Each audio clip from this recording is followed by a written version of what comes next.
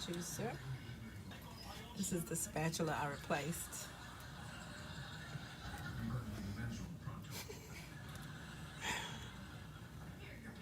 Trash. They used to melt on the pan.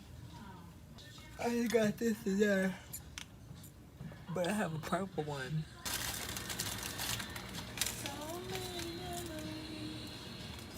These are my new ice trays. They're super deep, and they pop out. I have to put a little small one in between them because there's actually nothing stopping them from sinking into one another. No bueno. So how can I stack them if I can't stack them? Actually, it's not as easy to pop out this with your thumb. I have to actually use the ball of my hand. But it comes right out. Push it. Push it. Push it real good. I like refried black beans because they don't look like everything else. Let's get a new utensil. Looks gross, but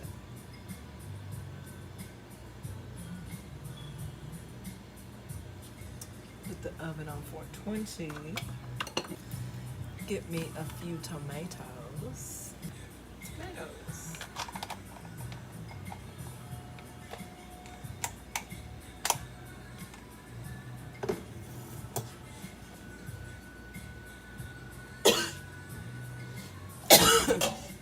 Put my spinach back away. I'm gonna go ahead and put these yellowing moringa on it. Let's get some more onions.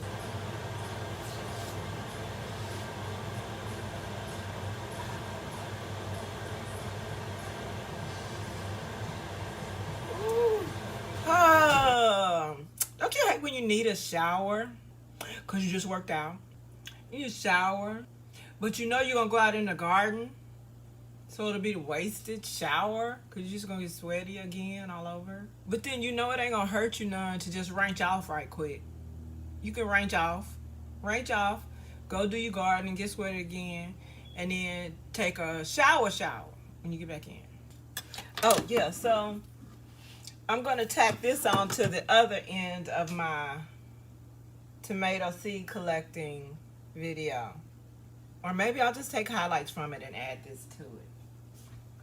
Or maybe I'll just put a link to that video and then make this its own video. Short little video. Addendum video. But anyway, I need to collect the seeds from this one anyway. So yeah. So I take the water. I've been putting clean water on it on a daily basis. Now it's all this water is clean. Probably just a little more goo up there.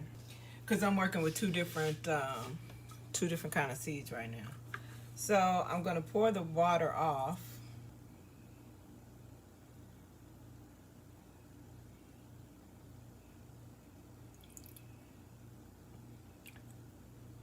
That worked out real easy. It's not generally as easy as that. And then I take what's left and I squeeze the water off of it like a towel.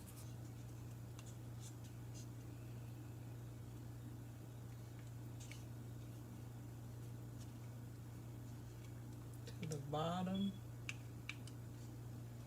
And then so you can see the water coming off. And then I actually squeeze it like a towel with my finger. Squeeze the water out. Like a towel. And then it's pretty much just stuck on there like that. Then I lie it flat on the parchment paper. Then I take a toothpick and I spread them all out and apart from each other, which I'll also show you. Then when I come back, it usually comes off in a little cake thing like this, because some of them still stuck together. You'll see. And then I just pour it into my hand and I crumble it manually. Now I used to try to crumble each seed away from the clump, right? The clump that they make when they kind of stick together. See, they'll come right apart. I just crumble seeds like that. Seed cake apart. Probably about 10 seeds in that. So anyway, I used to be pretty detailed about this, but I can break them apart as I sell them. Meanwhile, I just break all the big bits apart so that I'm not putting a big cake, piece of a big thin wafer cake in the seed pack. And then I put it in with the other batches I have. And boom. Ooh, I almost put the wrong seeds in the wrong thing. Anyway, so I'm going to take these out and I'm going to scoop them onto the parchment paper. Always on parchment paper. I know a lot of people do these things on paper towels. I'm the queen of minimalism. So I'm going to choose the most practical option for me. And I will always use parchment paper. Parchment paper is slept on in. It makes you not need oil for baking. You don't need oil for baking. It's non-stick. They literally created a non-stick freaking foil for us. And I went for it. I bought some. Yeah. Non-stick. I went for it. Told my mom about it. Hip Mister's mom to it. So what I'm doing here is I'm just taking the toothpick and I'm flattening it into a flat layer of single, as much as I can. You ain't gonna be able to get it all. It can't happen. But I'm flattening it into a even layer of single seeds. Some people, I've seen somebody separate each seed. I ain't finna do that. But I will find a way that makes me able to get the same results without having to do that. I'll black woman that shit. Figure that shit out. They usually only need, especially with the way I squeeze them out like that, they usually only need about 24 hours to dry. And I said usually because for the first time, wouldn't it be the time I wanted to use it to show y'all an example? For the first time though, this is how it looks.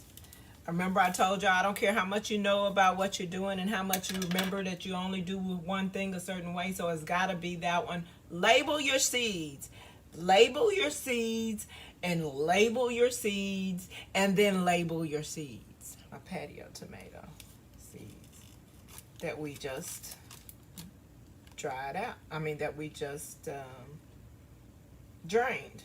Yeah, so this is the reason why I said usually it only takes 24 hours, because this is from yesterday and it's not quite dry. You can see the wet spot in the middle. Wet spot. So meanwhile, these will be my next batch of black cherry. Yeah, black cherry. Should I get the seeds out of here? I have 7 little tiny Tims. But half the time they don't really have full bucket. It's only probably, it ain't that many seeds in there. And I let these white cucumbers sit here and turn yellow. And we've already learned what that means, right, boys and girls? If you don't remember, I will tell you. But yeah, I sat here and let them turn yellow. Let's see if they still taste good. Need to put my tomatoes away. Tomato seeds away.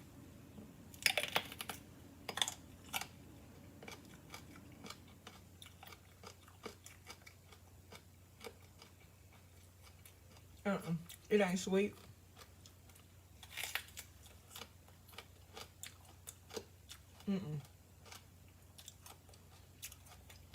But I will cut some slivers and put it in my water. Okay, and put cucumber in my water. Cucumber and mint.